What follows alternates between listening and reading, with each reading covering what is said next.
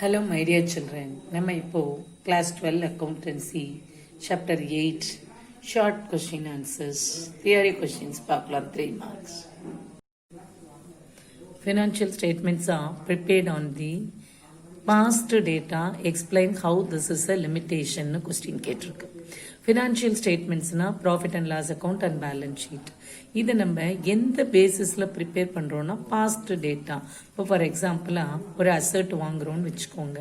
அந்த அசர்ட்டை ஒரு லேண்டு வாங்குகிறோம். அந்த லேண்டு 5 lakhக்கு வாங்கினா அதை எந்த ப்ரைஸில் ரெக்கார்ட் பண்ணுவோம்? It is recorded at the price at which it is bought. எந்த விலைக்கு வாங்கினோமோ அந்த விலைக்கு ரெக்கார்ட் பண்ணுவோம். இதில் மைனஸ் டிப்ரிசியேஷன் போட்டிருப்போம். 2 years கழிச்சாலும் இந்த லேண்டு 5 lakh அதுதான் பேஸாக எடுத்துட்டு அதிலிருந்து டிப்ரிசியேஷன் இப்படி தான் வரும். So it is based on past data. இப்போ அந்த லேண்டோடைய கரண்ட் ப்ரைஸ் என்ன? அந்த லேண்டோட current price after 3 years 5 years 8 lakh ஆகியிருக்கலாம். ஆனால் இதை நம்ம கன்சிடர் பண்ண மாட்டோம். பேஸ்ட் ஆன் பாஸ்ட் டேட்டா தான் ரெக்கார்ட் பண்ணுவோம். இது லிமிட்டேஷன்னு எக்ஸ்பிளைன் பண்ணுங்கன்னு சொல்லியிருக்காங்க. அப்போ ஃபினான்ஷியல் ஸ்டேட்மெண்ட்ஸா prepared based on historical data. historical dataனா past data தான். நம்ம எந்த ப்ரைஸ்க்கு வாங்கினோமோ அந்த ப்ரைஸ் அதே தான் ஒவ்வொரு வருஷமும் அதே ப்ரைஸை தான் பேஸாக வச்சுக்குவோம். இந்த ப்ரைஸை தான் ரெக்கார்டில் காட்டுவோம். So they may not reflect the current position. இப்போ அதோடைய மார்க்கெட் வேல்யூ என்ன, இதோடைய கரண்ட் பொசிஷன் என்னன்னு காட்ட மாட்டோம்.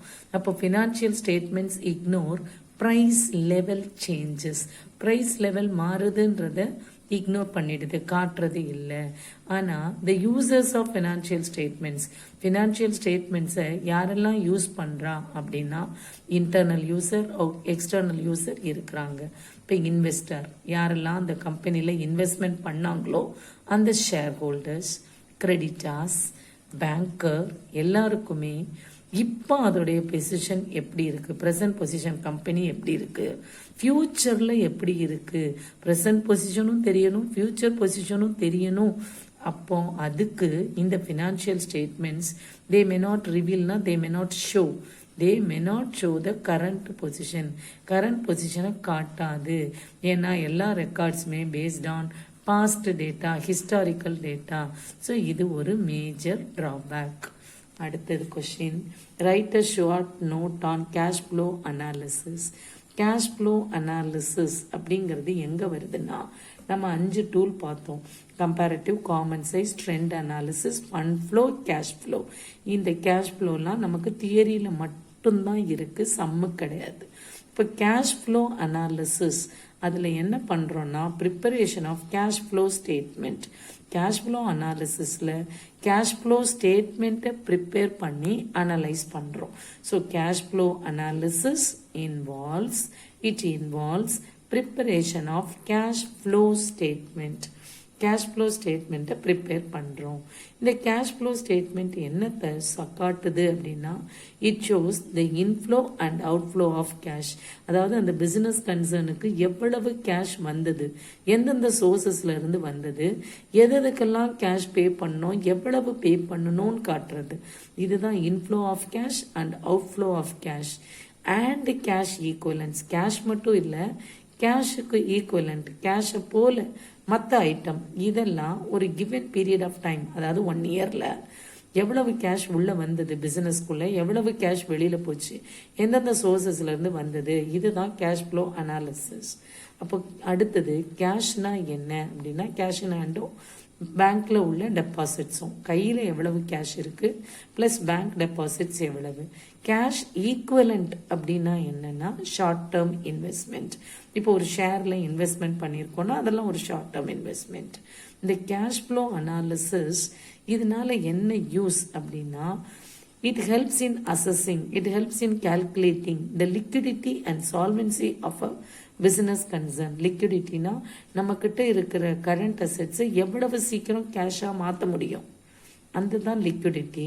சால்வென்சிங்கிறது நம்மளோட ஷார்ட் டேர்ம் லைபிலிட்டிஸை கொடுக்குற அளவுக்கு பணம் இருக்கான்னு பார்க்கறது. ஷார்ட் டேர்மோ லாங் டேர்மோ கடன்களை கொடுக்குற அளவுக்கு பணம் இருக்கா. இன்சால்வெண்ட்னா என்ன, கொடுக்க பணம் இல்லைன்னா இன்சால்வெண்ட் அப்படின்னு சொல்றது. ஸோ கேஷ் ஃப்ளோ அனாலிசிஸ்னா first line cash flow statement prepare பண்ணணும். இப்போ கம்பேரிட்டிவ் ஸ்டேட்மெண்ட்ல என்ன, கம்பேரிட்டிவ் ஸ்டேட்மெண்ட் ப்ரிப்பேர் பண்ணுறோம். அதே மாதிரி கேஷ் ஃப்ளோ அனாலிசிஸ்ல கேஷ் ஃப்ளோ ஸ்டேட்மெண்ட் ப்ரிப்பேர் பண்ணணும். இந்த கேஷ் ஃப்ளோ ஸ்டேட்மெண்ட்ல நேமே பாருங்க கேஷ் ஃப்ளோ. அப்போ எவ்வளவு கேஷ் இன்ஃப்ளோ உள்ள வருது, எவ்வளவு கேஷ் வெளியில போகுது. கேஷ் மட்டும் இல்லை, கேஷ் ஈக்குவலன்ஸும் தான். கேஷ் ஈக்குவலன்ஸ் அப்படின்னா cash in hand, demand deposits with the bank, இதெல்லாம். கேஷ் ஈக்குவலண்ட்னா ஷார்ட் டேர்ம் டெபாசிட்ஸ். இப்போ cash flow analysis helps in assessing liquidity and solvency of the business concern. Third question, briefly explain any 3 limitations of financial statement analysis. கொடுத்திருக்கு 3 limitations. First one, record of historical data. இப்பதான் நம்ம பார்த்தோம் financial ஸ்டேட்மெண்ட்ஸில், அதாவது balance ஷீட்லேயோ profit and loss அக்கௌண்ட்டோ எதை base பண்ணியிருக்குன்னா நடந்து முடிஞ்சது, அதாவது எத்தனை ரூபாய்க்கு அதை வாங்கினோம் அந்த ப்ரைஸ், அந்த மாதிரி பாஸ்ட் டேட்டா. ஹிஸ்டாரிக்கல் டேட்டானா நம்மளோ எந்த ப்ரைஸ்க்கு வாங்கினோமோ அது, அதாவது எந்த ப்ரைஸில் அந்த டிரான்சாக்ஷன் நடந்ததோ அந்த பேஸ் பண்ணி தான் நம்ம ஃபினான்ஷியல் ஸ்டேட்மெண்ட்ஸ் ப்ரிப்பேர் பண்ணுறோம். ஆனால் இப்போ அதோடைய வேல்யூ என்ன, மார்க்கெட் வேல்யூ என்ன அப்படின்றத இது காட்டுறது கிடையாது. இது ஒரு லிமிட்டேஷன். அடுத்து financial statements price level changes, price level மாறிக்கிட்டே இருக்குன்றத காட்டுறது கிடையாது. They may not reflect, reveal, show, எது வேணாலும் நீங்கள் எழுதலாம். They may not reflect the current பொசிஷனை காட்டலை. So record of historical data, ignore price level changes. Number 3, lack of qualitative informations. Financial ஸ்டேட்மெண்ட்ஸில் குவாலிட்டேட்டிவ் இன்ஃபர்மேஷன் எதையுமே நம்ம காட்டலை. எந்த இன்ஃபர்மேஷனை காட்டுறோம்னா குவான்டிடேட்டிவ், அதாவது மானிட்டரி இன்ஃபர்மேஷனை தான் காட்டுறோம். நான் மானிட்டரி இன்ஃபர்மேஷன்னா எந்த டிரான்சாக்ஷனை பணத்தில் சொல்ல முடியாதோ, மானிட்டரினா மணி வேல்யூவில் சொல்ல முடியாதோ அந்த டிரான்சாக்ஷன்ஸை நம்ம கணக்கிலேயே எடுத்துக்கிறதே கிடையாது. ஆனால் இந்த குவாலிட்டேட்டிவ் இருக்குது பார்த்தீங்களா, இதுவும் பிஸ்னஸில் ரொம்ப முக்கியம். For example efficiency of management, efficiency of employee. ஒரு எம்ப்ளாயியோடைய எஃபிஷியன்சியை 5000 ரூபாய், எம்ப்ளாயியோடைய மேனேஜ்மெண்ட்டோட எஃபிஷியன்சி 10,000 rupees அப்படின்னு சொல்ல முடியுமா? சொல்ல முடியாது. நம்ம இதை மணி வேல்யூவில் சொல்ல முடியாது. ஆனால் இதெல்லாம் ரொம்ப இம்பார்ட்டண்ட். ஒரு பிஸ்னஸ் டெசிஷன் எடுக்கணும்னா மேனேஜ்மெண்ட் எஃபிஷியன்ட் ஆனதா, இந்த எம்ப்ளாயி ரொம்ப எஃபிஷியண்டா இல்லையா, இதெல்லாம் ரொம்ப முக்கியம். ஆனால் இந்த டிரான்சாக்ஷன்ஸ் எல்லாம் ஃபினான்ஷியல் ஸ்டேட்மெண்ட்ஸில் எடுத்துக்கவே மாட்டாங்க. ஏன்னா தே cannot be expressed in terms of money value. அடுத்தது 4th one, explain the steps involved in preparing comparative statement. Comparative statement prepare பண்ணுறதுக்கு என்னென்ன ஸ்டெப்ஸ்ன்னு நம்ம சம்மு பார்த்துருக்குறோம், அதனால ஈஸியாக எழுதிடலாம். ஃபஸ்ட்டு ஃபார்மேட் போட்டுக்கோங்க. ஃபார்மேட்னா என்ன, பர்டிகுலர்ஸ், இயர் 1 அமௌண்ட் எல்லாம் எழுதுவோம், இயர் 2 அமௌண்ட் எழுதுவோம். அடுத்தது இன்க்ரீஸ் ஆகியிருக்கா டிக்ரீஸ் ஆகியிருக்கான்னு பார்ப்போம். இப்போ இங்கே ஒரு 20,000 இருக்குது, இங்கே 25,000 இருக்குது அப்படின்னா இன்க்ரீஸ் ஆகியிருக்கு. அப்போ இங்கே ப்ளஸ்ஸு, இங்கேயும் ப்ளஸ் போடுவோம். எவ்வளவு இன்க்ரீஸ் ஆச்சோ அதை எழுதுவோம். அடுத்தது இந்த increased amount divided by first year amount, 5,000 divided by 20,000 into 100 போட்டு எழுதுவோம். அதையே தான் இங்கேயும் எழுத போகிறோம். காலம் 1 என்ன எழுதுவோம், பர்டிகுலர்ஸ் ஆஃப் ஐட்டம். நமக்கு சம்மில் இன்கம் ஸ்டேட்மெண்ட் கொடுத்துருக்காங்களா, பேலன்ஸ் ஷீட் கொடுத்துருக்காங்களா, அந்த ஸ்டேட்மெண்ட்டில் உள்ள பர்டிகுலர்ஸை எழுதுவோம். செகண்ட் காலமில் என்ன, இயர் 1 அமௌண்ட் என்னவோ அதை எழுதுவோம். தேர்டு காலம் என்ன, 2 அமௌண்ட் என்னவோ அதை எழுதுவோம். ஃபோர்த்தில் என்ன எழுதுகிறோம், show the difference amount. Difference year 1க்கும் டிஃப்ரென்ஸ் 2க்கும் உள்ள டிஃப்ரென்ஸை எழுதுவோம். இன்க்ரீஸ் ஆயிடுச்சுன்னா ப்ளஸ், டிக்ரீஸ்னா மைனஸ். அடுத்தது amount of increase or decrease 5,000 divided by first year amount into 100 போடுவோம். அவ்வளோதான். அடுத்தது காமன் சைஸ் ஸ்டேட்மெண்ட் ப்ரிப்பேர் பண்ணுறதுக்கு என்ன ஸ்டெப்ஸ். இதுக்கும் ஃபார்மேட் பார்த்தீங்கன்னா பர்டிகுலர்ஸ் எழுதுவோம், அப்சல்யூட் அமௌண்ட், பர்சன்டேஜ். இது 3 காலம் தான். பர்டிகுலர்ஸ் 1ல் என்ன, இந்த காலம் பர்டிகுலர்ஸ் காலத்தில் என்ன எழுதுவோம், இன்கம் ஸ்டேட்மெண்ட் கொடுத்துருந்தா இன்கம் ஸ்டேட்மெண்ட், பேலன்ஸ் ஷீட்டில் கொடுத்துருந்தா அந்த பர்டிகுலர்ஸ் எழுதுவோம். செகண்ட் காலத்தில் அமௌண்ட் எழுதுவோம். தேர்ட் காலத்தில் ஒரு காமன் சைஸில் ஒரு ஐட்டத்தை காமன் பேஸாக எடுத்துப்போம்.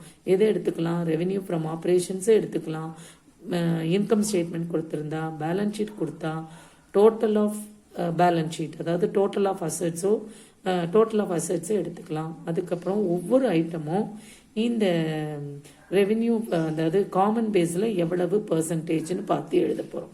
Work out the percentage for all the items in column 2 in terms of common base. அப்படின்னா காமன் பேஸில் இது எவ்வளவு, ரெவென்யூ ஃப்ரம் ஆப்ரேஷன்ஸில் இந்த எக்ஸ்பென்சஸ் எவ்வளவு, அந்த மாதிரி ஒவ்வொரு ஐட்டமும் காமன் பேஸில் எவ்வளவு பர்சன்டேஜ்னு பார்த்து கண்டுபிடிச்சி எழுத போகிறோம். அவ்வளவுதான். புரிஞ்சிடுச்சுங்களா? தேங்க்யூ.